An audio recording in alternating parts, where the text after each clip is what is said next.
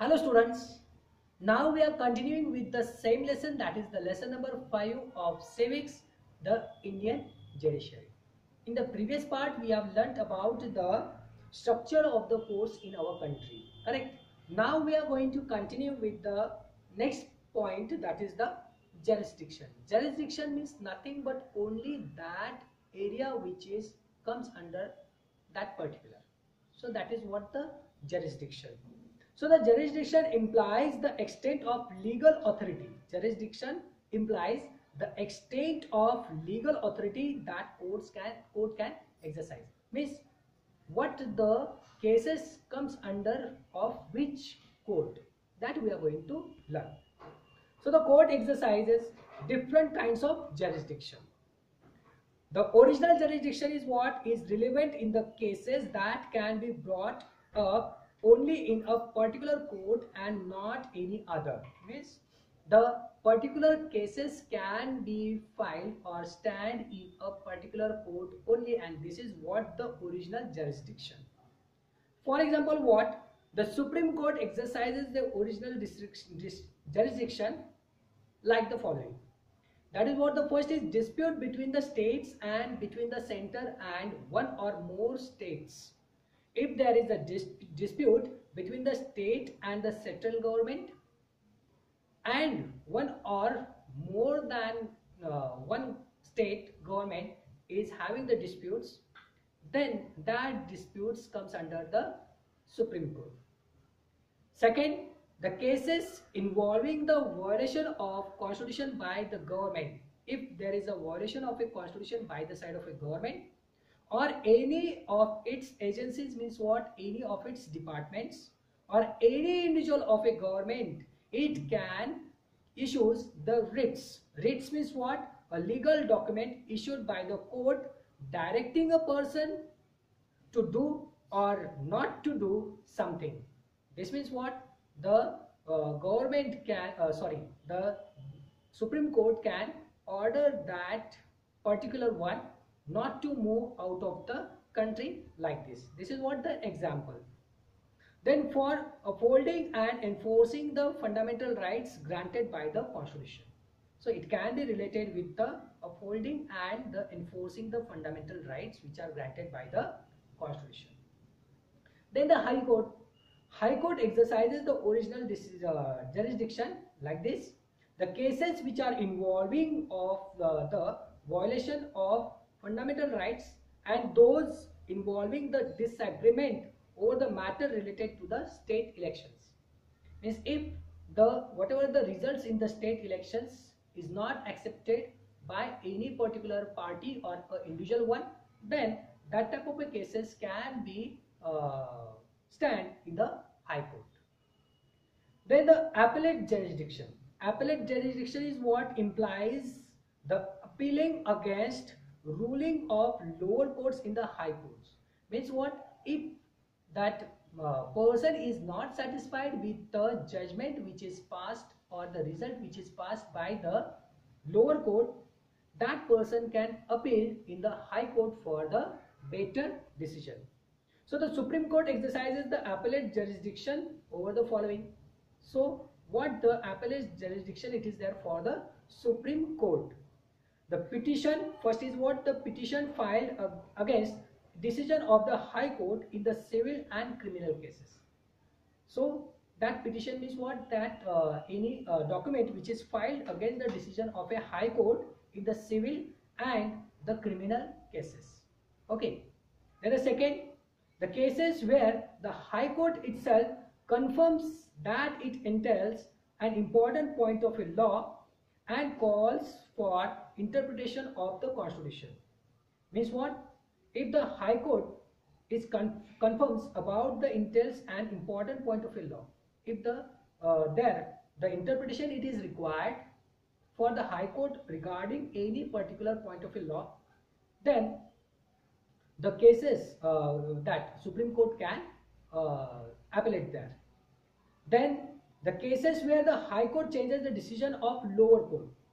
If the cases in which the High Court changes the decision by the decision by the lower court, and awards the death penalty in the criminal case. So that can be comes under the Supreme Court. Then the last is the High Court exercises the appellate jurisdiction over the criminal and the civil suits filed in appeal against the decision of lower courts. Okay, so the High Court exercises the appellate jurisdiction over the criminal and the civil suits in the cases filed in appeal against the decision of the lower courts. So these are what the appellate jurisdiction for the Supreme Court. Then the next is what the advisory jurisdiction. That is when the court gives the advice on the certain matters. So this is what the advisory. The court used to give the advice on a certain matters. The Supreme Court advises the president. This is what the example. The Supreme Court advises the president on the constitutional issues. On the constitutional issues, the Supreme Court advises the president. However, but the president is not bound to follow the advice of the Supreme Court. So it is not mandatory for or compulsory for the president to follow the same advice which is given by the Supreme Court. Then the supervisory jurisdiction is when the court oversees the functioning of the lower courts. For instance, means the supervision it is done by the side of the Supreme Court. For instance, what? The High Courts administer the work of all subordinate courts. The High Court used to supervise the lower courts, all the lower courts. Then the different branches of the legal system. This is the next point. Different branches of the legal system. So there are the two types of cases. Two types of cases are there. One is a civil and another one is a criminal. So the civil cases usually involve the conflict between people or institution. So in the civil cases, the actual violation of a law, it is not there. So that is because are called as a civil cases. So there can be the conflict between the people or institution on the issues such as the breach of a contract, break of a contract. If the contract it is break, then that matter can be or that issue can be put in the civil code.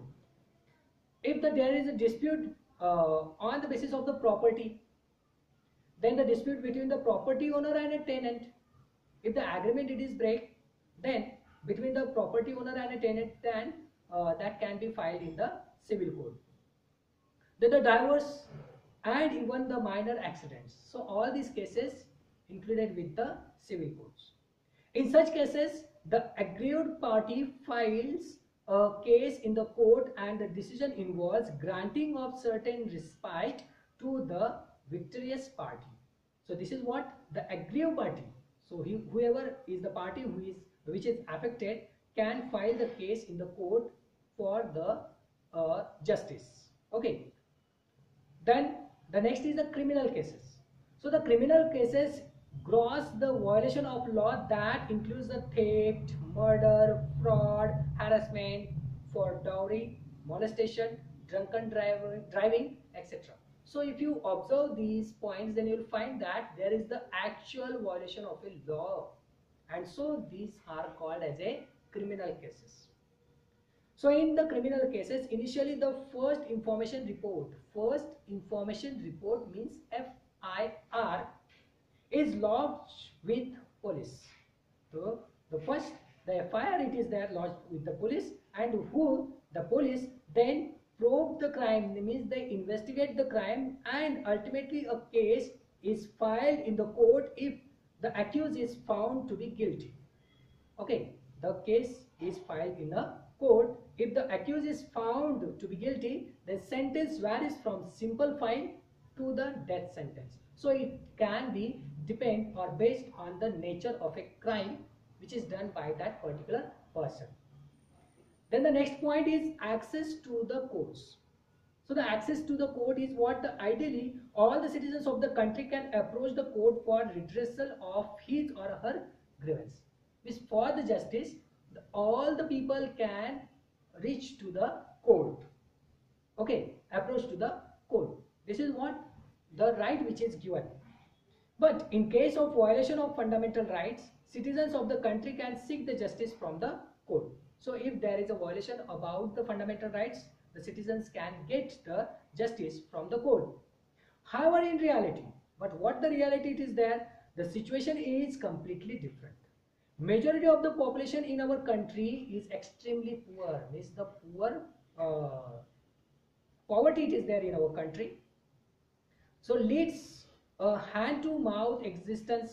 So they earn and they fulfill their livelihoods, and most important is uneducated. So the very important is what, most of the population is uneducated, so they neither have the means what, the earning source, and not time to get involved in lengthy legal proceedings. So the legal procedure is very much lengthy, and so the lack of education further adds to their misery. So they are also uneducated, and so it also adds with their misery or the griefs. So here student we are going to stop. The remaining part will continue in the next. Thank you.